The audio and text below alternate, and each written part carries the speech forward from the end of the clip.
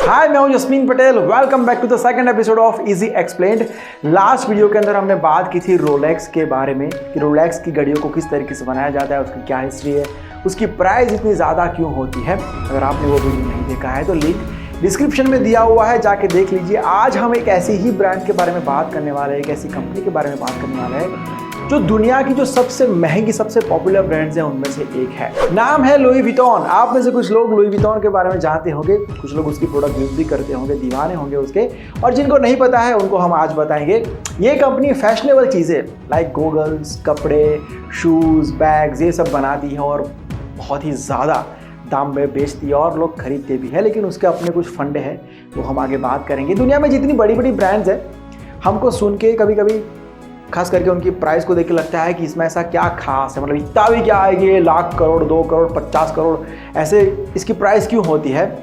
लेकिन जो भी है, ऐसी चीज़ों की भी डिमांड है और लोग खरीदते हैं। कभी कभी लोगों को वेट भी करना पड़ता है और इनकी जो डुप्लीकेट चीज़ें मार्केट में घूमती है, फर्स्ट कॉपी, सेकंड कॉपी, वो भी बड़े धूम धड़ाक से बिकती है, तो उनकी भी काफ़ी डिमांड है। यानी आज हम ओरिजिनल लुई विटॉन के बारे में बात करने वाले हैं, तो शुरू करते हैं फिर आज की बात है। इस ब्रांड की कहानी शुरू होती है फ्रांस में, जब 1858 में 21 साल के एक लड़के ने, जिसका नाम लुई विटॉन था, उसने एक ट्रंक बनाई।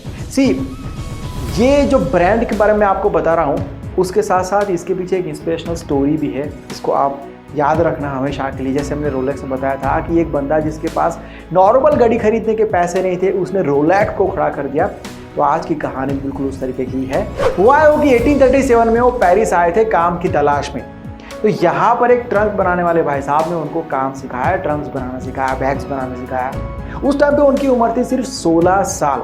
तो 16 साल के इस लड़के ने काम करते करते इस काम में महारत हासिल कर ली। वो मास्टर हो चुके थे बैग्स बनाने में, ट्रंक्स बनाने में। जो उन्होंने पहला ट्रंक बनाया था वो कुछ उस शेप का बनाया था कि वो कहीं पर भी एक के ऊपर एक रखा जा सके और कम से कम जगह रोके। यही उनका सबसे बड़ा पॉजिटिव पॉइंट था। बैग्स बनाना उनको किसी ने सिखा दिया था, लेकिन जब वो अपनी बैग्स, अपनी प्रोडक्ट मार्केट में रखने जा रहे थे, तो उन्होंने सोचा कि बैग्स तो हर कोई बनाता है, ये कोई नई चीज़ नहीं है जो मैं सिखाऊँ या मैं आगे ये बिजनेस करूँगा। लेकिन ऐसा क्या है जो मेरी प्रोडक्ट को खास बनाएगा, मेरी प्रोडक्ट दूसरों लोगों की प्रोडक्ट से अलग हो जाएगी। तो उन्होंने देखा कि मार्केट में जो बैग्स है वो काफ़ी प्रॉब्लम्स है उसके अंदर, कि लोग कपड़े भरते हैं, ट्रैवलिंग करने के बाद कपड़े ख़राब हो जाते हैं, बैग्स खुले हुए रहते हैं, लोग ठीक से पकड़ नहीं पाते, काफ़ी दिक्कत होती है।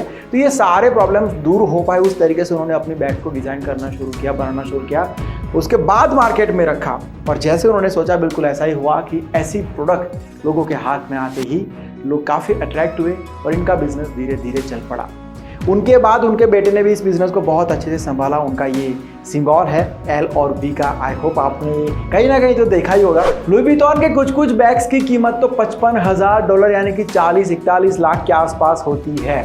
अब जानते हैं कि इनकी प्रोडक्ट इतनी महंगी क्यों होती है। तो सबसे पहली बात और सबसे यूनिक चीज़ कह सकते हैं कि बाकी कंपनीज जो अपनी प्रोडक्ट मार्केट में रखती है, तो वो लोग ये देखते हैं कि जितना हो सके उतना इसकी प्राइस को हमें कम करना है ताकि लोग इसको खरीद पाए। इसलिए वो लोग जहाँ पर भी बेचना चाहते हैं उसके नज़दीक में कहीं पर अपना प्लांट लगाते हैं, प्रोडक्शन हाउस बनाते हैं, ताकि वो जो कॉस्ट है वो बच जाए लोगों तक पहुँचाने की। लेकिन लुई विटॉन का ऐसा नहीं है। जब से शुरुआत की है इन्होंने, तब से आज तक इनके प्रोडक्ट फ्रांस में ही बनते हैं। उसके बाद पता नहीं कहाँ कहाँ ये लोग बेचते हैं, लेकिन बनेंगे तो फ्रांस में ही, ये इनका तय है। तो ये भी एक बहुत बड़ा रीज़न है।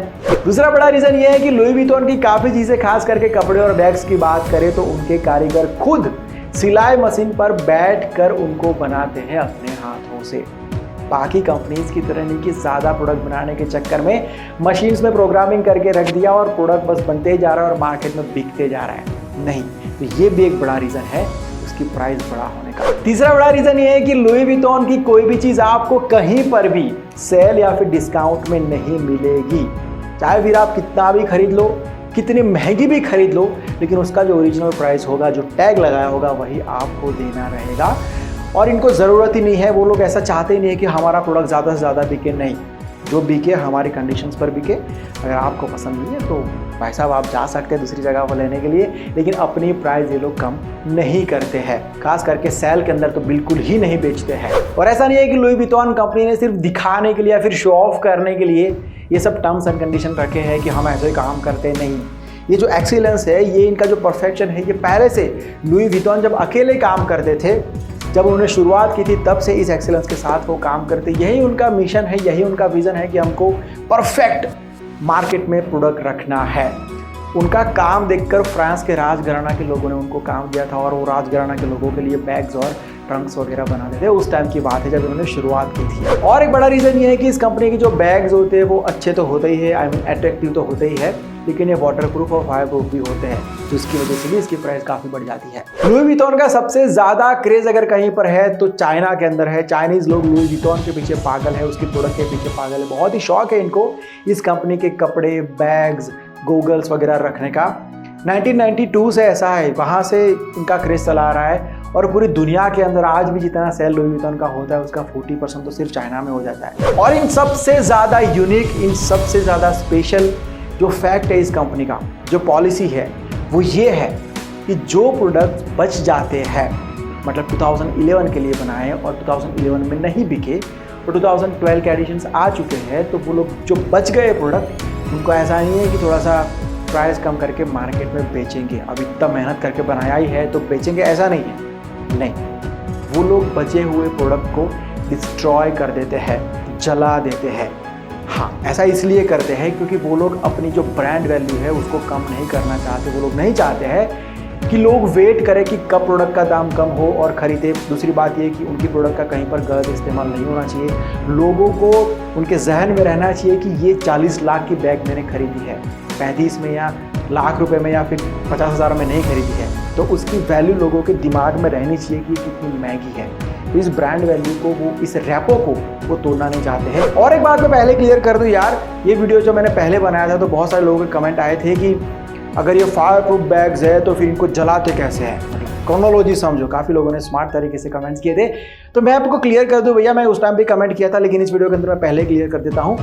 कोई भी चीज़ फायर प्रूफ होती है, वाटर प्रूफ होती है, बुलेट प्रूफ होती है या फिर जो भी प्रूफ होती है, वो एवरेज कंडीशन के अंदर, हमारी आम जो ज़िंदगी होती है उसमें जो सर्कमस्टांसेस होते हैं उसके लिए बनी होती है कि इस घड़ी को पानी में कुछ नहीं होगा। लेकिन अगर उस घड़ी को पानी से ख़राब करना चाहते ही हो आप कैसे भी करके, तो ख़राब कर सकते हो एक्सट्रीम कंडीशन के अंदर, रेयर सिचुएशन के अंदर। बिल्कुल उसी तरीके से कोई चीज़ अगर फायर प्रूफ है तो नॉर्मल कंडीशंस के अंदर, नॉर्मल आग के अंदर वो नहीं जलेगी, लेकिन एक्सट्रीम हीट करके आपको जलाना ही है, डिस्ट्रॉय करना ही है, आग से ही डिस्ट्रॉय करना है, तो आप फायर प्रूफ चीज़ों को भी जला सकते हैं। ओके, तो आज की बात यही तक रखते हैं। उम्मीद करता हूँ आपको ये वीडियो पसंद आया होगा। अगर पसंद आया है तो लाइक और शेयर ज़रूर करना यार, और कमेंट करके बताना कैसा लगा। और आप टॉपिक भी सजेस्ट कर सकते हो या फिर मुझे इंस्टाग्राम के ऊपर मैसेज कर सकते हो। हम पूरी कोशिश करेंगे आप तक इन्फॉर्मेशन आसान तरीके से लाने की, आपको समझाने की। बाकी चैनल को सब्सक्राइब कर लेना अगर नहीं किया है तो। अगर मुझे डायरेक्ट कुछ कहना चाहते हैं तो ये इंस्टाग्राम आईडी है। मिलता हूँ बहुत जल्द एक नई वीडियो के साथ, एक नए सब्जेक्ट के साथ। Bye, take care and see you soon.